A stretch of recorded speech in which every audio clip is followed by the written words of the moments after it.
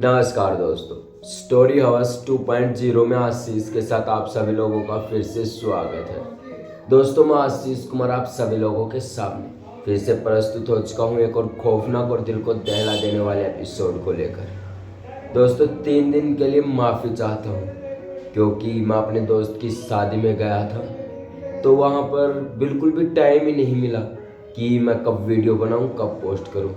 बिल्कुल ऐसे 3 दिन ऐसे होते कि 24 घंटे काम करना, तो बिल्कुल ऐसे ही 3 दिन मेरे कटे हैं दोस्तों। और आपके बीच में कहानी भी प्रस्तुत नहीं कर पाया, इसके लिए मैं माफ़ी चाहता हूँ और मुझे आशा है आप माफ़ करो। तो दोस्तों, बिना देरी करते हुए आज की कहानी मैं शुरू करने जा रहा हूँ। तब तक आप अपने कानों में ईयरफोन लगा लें और शुरू हो जाइए आशीष के साथ। नमस्कार दोस्तों, आज की जो घटना या फिर ये जो कहानी है मिजोरम की है, जहाँ पर 2 बहनें कॉलेज में पढ़ाई किया करती थी। एक का नाम शालिनी था और दूसरे का नाम सीली था। दोनों बहुत ही अच्छी बहनें थी, अच्छी पढ़ाई कर रही थी और अच्छा धीरे धीरे समय भी व्यतीत अच्छा हो रहा था। तो अपने घर के लिए ही रहने वो वापस आ जाते हैं। जो शालिनी की बहन सीली थी, उसकी हाइट करीबन 6 फीट की थी। और इस बात को आप भी समझते होंगे दोस्तों कि किसी लड़की की 6 फीट हाइट होना कोई आम बात नहीं है। और ये आप में एक बहुत ही बड़ी बात थी जो सीली के लिए काफ़ी आगे दिक्कतें परेशानी खड़ी करने जा रही थी, क्योंकि आगे कोई भी ऐसा लड़का शादी के लिए नहीं मिल सकता था जिसकी हाइट 6 फीट हो या फिर 6'2", 6'4" इतनी हाइट हो। बहुत ही मुश्किल से दिन ब दिन खराब होता जा रहा था सीली का और कुछ अच्छा भी नहीं हो पा रहा था। धीरे धीरे सीली का कॉलेज लाइफ पूरी हो जाती है। उसके जो मम्मी पापा थे, घर के लिए मतलब कोई रिश्ता ढूंढने लगते हैं लड़का, कि सीली के लिए कोई लड़का ढूंढना काफ़ी ज़रूरी है, क्योंकि सीली की हाइट एक तो 6 फीट, जिसके लिए लड़का मिलना काफ़ी मुश्किल है और ना तो मिले भी ना भी मिले। सीली के लिए काफ़ी बड़ी प्रॉब्लम थी और ये प्रॉब्लम बहुत ही ज़्यादा वो थी जो कि उसकी फैमिली में दिक्कत कर रही थी उसकी शादी को लेकर। और मिजोरम में वो रहते थे, उनकी कॉलेज लाइफ पूरी हो चुकी थी। धीरे धीरे समय बीतता जा रहा था। फिर अचानक ही सीली अपने घर पर ही रह रही थी।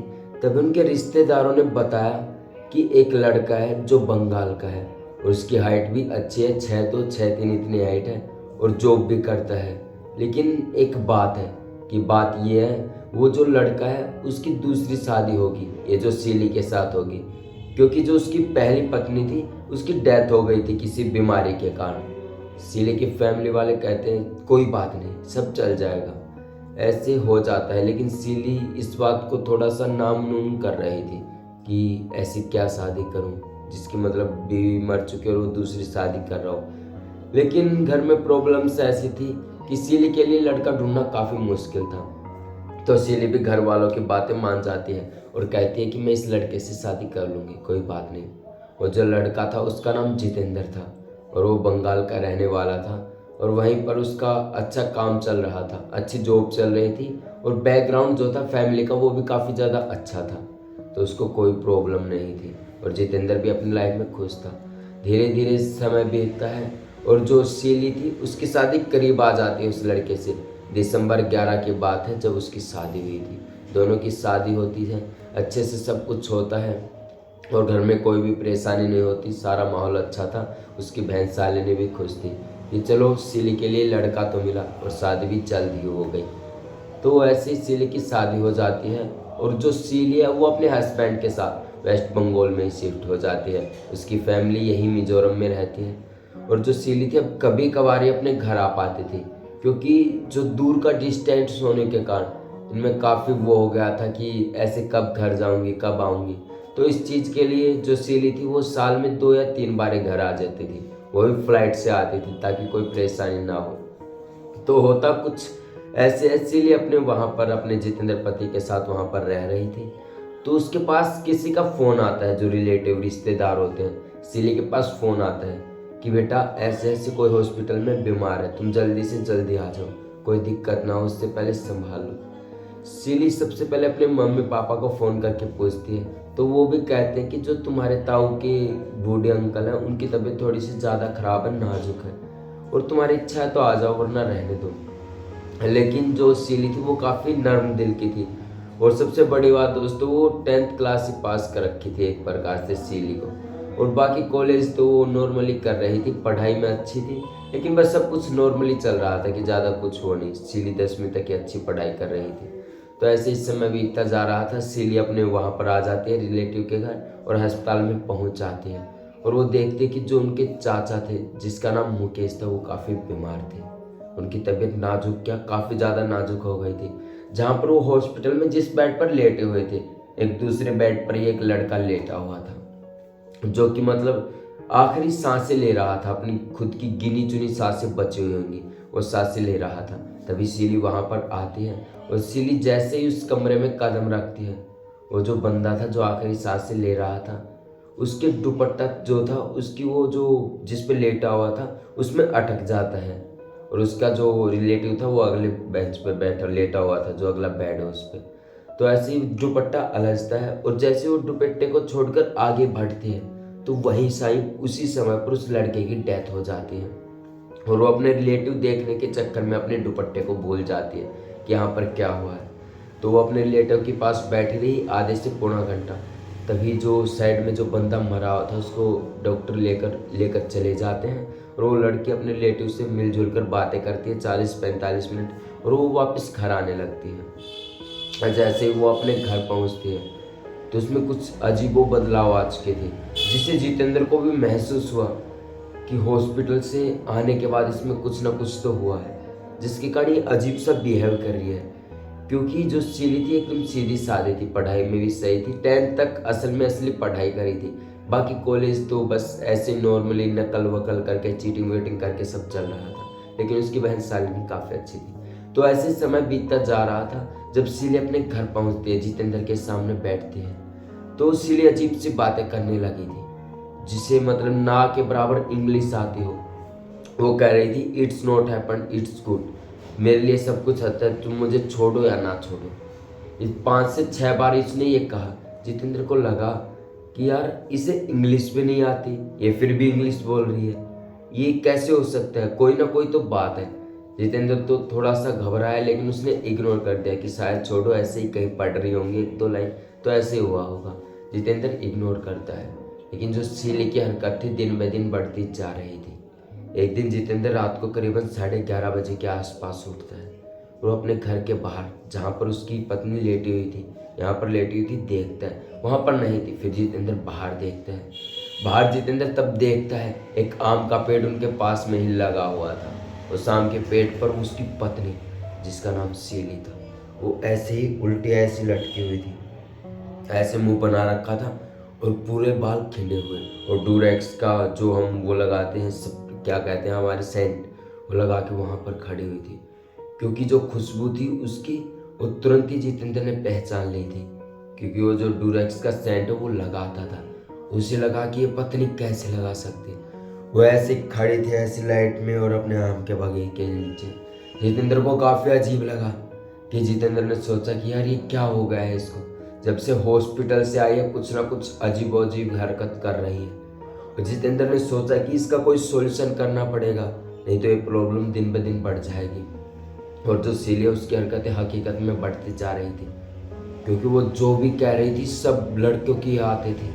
कुछ भी, जैसे लड़के के बारे में ही कि मैं ये कर दूंगा, वो कर दूंगा, मेरा नाम सोहन है और मैं तुम्हें नहीं छोड़ूंगा, मैं तेरे साथ यहाँ तक घर में आया हूँ तो इस घर में ही रहूँगा। ये सब जितेंद्र भी सुन रहा था और उसको भी काफ़ी अजीब लगा कि इसीलिए किस टाइप की बातें कर रही है, जो कि एक तरह से नॉर्मल रहा करती थी, ना ही ज़्यादा बातचीतें किया करती थी। अब जितेंद्र को धीरे धीरे समझ आने लगा था कि जब से वो हॉस्पिटल से आई है, तब से इसकी बिहेवियर में चेंज आ गया है, तब से ये उल्टी पुल्टी हरकतें करने लगी है। जितेंद्र ने सोचा कि इसका कुछ सॉल्यूशन करना पड़ेगा। तो जितेंद्र अपने मम्मी पापा से बात करता है कि मम्मी पापा ऐसे ऐसी बात है, जब से सीली हॉस्पिटल से आई है तब से वो अजीबोगरीब हरकतें करने लगी है, जिसके पास मेरा पास कोई इलाज भी नहीं है, ना ही आप कुछ कहो तो देखो, नहीं तो ऐसा कब तक चलेगा। तो जो जितेंद्र के मम्मी पापा थे वो अपने करते हैं सॉल्यूशन, वो आसपास देखते हैं कोई तांत्रिक वांत्रिक। तो काफ़ी ढूंढने के बाद उन्हें एक मौलवी मिल जाता है, जो कि अच्छी नॉलेज वाला था, और मस्जिद में जो सीली है उसको मस्जिद में ले जाया जाता है और वहाँ पर उसका जो भी काम होता है, मंत्र वंत्र पढ़े जाते हैं, उसके ऊपर टोटका किया जाता है। सीली के साथ सब कुछ टोटका किया जाता है। फिर 2 से 3 दिन बाद सीली बिल्कुल नॉर्मली, बुखार भी उतरने लगा और वो जो अंदर से जो भी हरकतें हो रही थी धीरे धीरे बंद होने लगी थी। लेकिन जो मेन हरकत थी जो सीली के अंदर थी वो अभी तक सही नहीं थी। सीली अपने घर आती, 4 से 5 दिन बिल्कुल नॉर्मली चलता रहा, 7 दिन भी बीत गए, लेकिन उसके बाद वहीं से फिर से सीली की वही हरकतें शुरू हो गई। अब जितेंद्र को भी समझ नहीं आने लगा कि मौलवी को दिखाने के बाद भी ये कैसे हो सकता है। तो जो मौलवी थे उसने भी सब कुछ कहा और जितेंद्र ने उसकी बहन शालिनी को फ़ोन किया, उससे पूछा कि ऐसे ऐसे जानबूझ के हरकतें तो नहीं कर रही है। शालिनी ने कहा कि ये जानबूझकर ऐसी हरकतें मेरी बहन नहीं कर सकती, उसके साथ सच में कुछ ना कुछ हुआ है और ज़्यादा देरी न करते हुए मैं भी यहाँ पर पहुँच जाऊँगी, 12 से 14 घंटे लगेंगे। तो जो जितेंद्र था वो भी कहता है कि ठीक है, तुम जल्दी आ जाओ और यहाँ पर संभाल लो अपनी बहन को, पता नहीं इसको क्या हो गया है। तो ऐसे ही 14 घंटे कैसे न कैसे करके जितेंद्र भी अपनी पत्नी के साथ बिताते हैं और अपनी फैमिली के साथ। और तभी शालिनी भी घर पर पहुंच जाती है और वो देखती है कि ये बहन को क्या हो गया है। तो जो शालिनी थी वो एक आसपास अच्छे से जो मंत्रों के बारे में अच्छा सिद्धि ज्ञाता हो उसको ढूंढते एक बाबा को, जो कि किन बाबा का नाम लो, नंगे बाबा जो होते हैं दोस्तों, जो यहाँ पर घूमते रहते हैं। एक तरह से चामुंडाई बाबा, जो कि अपनी शक्ति के लिए प्रभावित किए जाते हैं कि किसी भी चीज़ को रोक सकते हैं, कि किसी भी चीज़ को कब पकड़ना है। तो शालिनी एक ऐसे बाबा को वहाँ पर जानती थी वेस्ट बंगाल में, तो वो उसके पास जाती है अपनी बहन को लेकर। जैसे तैसे करके सीली को वहाँ पर पहुँचाया जाता है और वहाँ पर जब उसके सामने जब वो बाबा बैठते हैं, चामुंडाई बाबा, तो सब कुछ देखते हैं और उसके ऊपर ऐसे भस्म से फेंकते हैं, जैसे ही भस्म फेंकते हैं। शालिनी जो सीली थी थोड़ी देर तो 15 से 20 मिनट ऐसे बैठे बैठे गुजार देती है, लेकिन बाद में उसकी हरकतें वही शुरू हो गई थी कि मुझे यहाँ से जाने दो, मैं यहाँ पर नहीं रुकूंगी, मुझे वापस वहीं अपने घर जाना है और मैं इसके शरीर को नहीं छोड़ सकती, क्योंकि इसने मुझे तब देखा था जब ये हॉस्पिटल में आई थी और मैं गिनी चुनी आखिरी सांसें ले रहा था जब ये मेरे सामने थी। ये सब जो भी बातें थी सारी उस बाबा को बता दी जाती हैं, जो चामुंडाई बाबा थे। अंदर से सीली की जो आत्मा जो अंदर प्रवेश कर चुकी थी वो सब कुछ बोल रही थी, एक से एक बातें जो भी उसने किया था। और तभी वो बाबा कहते हैं, जो चामुंडाई बाबा थे, कि तुम्हें इस शरीर से निकलना होगा, नहीं तो मैं तुझे भस्म कर दूंगा। तो जो वो आत्मा थी उसके अंदर सीली के, वो सख्त मना कर देती है कि मैं इस शरीर को छोड़कर कभी नहीं जाऊंगी, क्योंकि आखिरी क्षणों में इसी शरीर ने मुझे अपनाया है और ना ही कोई मेरे पास था ना ही कोई दूर। बस मुझे यही दिखा जिसका दुपट्टा मेरे बेड पे अटका और जिसके कारण मुझे ये शरीर मिला है, मैं इस शरीर को कभी नहीं छोड़ूंगा। ऐसे लड़के की आवाज़ में सीली बात कर रही थी। सबको अजीब सा लगा कि ये क्या हो गया है सीली को, लेकिन जो चामुंडाई बाबा थे उसने कहा कि अब मैं तेरे ऊपर थोड़ी सी राख फेंक के मारूंगा, जिसके कारण तुझे बाहर निकलना होगा, नहीं तो मैं तुझे ऐसी जगह कैद कर दूंगा तू कभी भी बाहर नहीं निकल पाएगी और हमेशा बंद पड़ी रहेगी। बिल्कुल बुरी तरह से चामुंडाई बाबा धमकी देते हैं, लेकिन वो आत्मा नहीं मानती। फिर जो चामुंडाई बाबा थे सीली को थप्पड़ मारने लगते हैं जोर जोर से और कहते हैं कि बाहर निकल, इसके शरीर से बाहर निकल। थोड़ी देर में वो थोड़ा सा कुछ धूप वूप ऐसे फेर के ऐसे उसके ऊपर रखते हैं तो धीरे धीरे शांत हो जाती है। और जो सीली के अंदर जो आत्मा थी वो कहती है ठीक है, मैं इस शरीर को छोड़ के चली जाऊंगी। तभी वो तांत्रिक जो हमारे चामुंडाई बाबा हैं वो कहते हैं कि हमें कैसे पता चलेगा कि तू इसके शरीर से निकल चुकी है और कभी इसे तंग नहीं करेगी। तो वो जो आत्मा थी, स्पिरिट जो अंदर थी उसके सीले के, वो कहती है कि मैं जाते जाते यहाँ से जब निकलूंगी, यहाँ पर एक आम का पौधा है, उस आम के पेड़ से मैं 2 पत्तियाँ गिरा दूंगी, जिससे ये होगा कि मैं वहाँ से जा चुकी हूँ और कभी लौट के नहीं आऊँगी। तो तांत्रिक जो हमारे चामुंडाई बाबा हैं वो कहते हैं ठीक है बेटा, देख लेना। तो ऐसे ही जैसा करते हैं, जैसे अब की बार भस्म मत करते हैं उसकी तरफ, और जैसे ही थोड़ी देर 5 मिनट ऐसे ध्यान में बैठते हैं, तभी जो सीली थी उसके शरीर से आत्मा निकल जाती है और जाते जाते आम के 2 पत्ते वहीं पर गिर जाते हैं। और तभी तांत्रिक जो हमारे चामुंडाई बाबा थे उनको लगता है कि हाँ अब सब ठीक हो चुका है। और धीरे धीरे जो सीली थी, जो शरीर पूरा काँप चुका था ठंड से और मोटे मोटे दाफड़ ऐसे सूज गया था, वो भी धीरे धीरे ठीक होने लगते हैं और 2 से 3 दिन में सीली बिल्कुल ठीक हो जाती है। और अब सीली अपने घर अच्छे से रहती है और अब उसकी एक बेटी भी है जिसका नाम निक्की रखा है, जो कि अभी 2.5 साल की हो चुकी है। और मिजोरम की एक घटना थी दोस्तों, जो शालिनी की बहन सीली के साथ घटी थी। इस घटना ने सब कुछ बदल दिया था और सीली की फैमिली और जितेंद्र की फैमिली को कुछ भी नहीं पता चला था कि आखिर ये हरकतें कहाँ से शुरू हुई थी। खैर अब तो बिल्कुल सब ठीक है और सब कुछ नॉर्मली चल रहा है। तो दोस्तों ये थी आज की कहानी जो मैंने विजिट करी है। तो कमेंट सेक्शन में कमेंट करके ज़रूर बताएं कि आपको ये कहानी कैसी लगी, और ऐसी कहानियाँ सुनने के लिए चैनल को सब्सक्राइब कर लें। तब तक के लिए जय हिंद। मिलते हैं अगले शनिवार को फिर से एक और खौफनाक और दिल को दहला देने वाले एपिसोड को।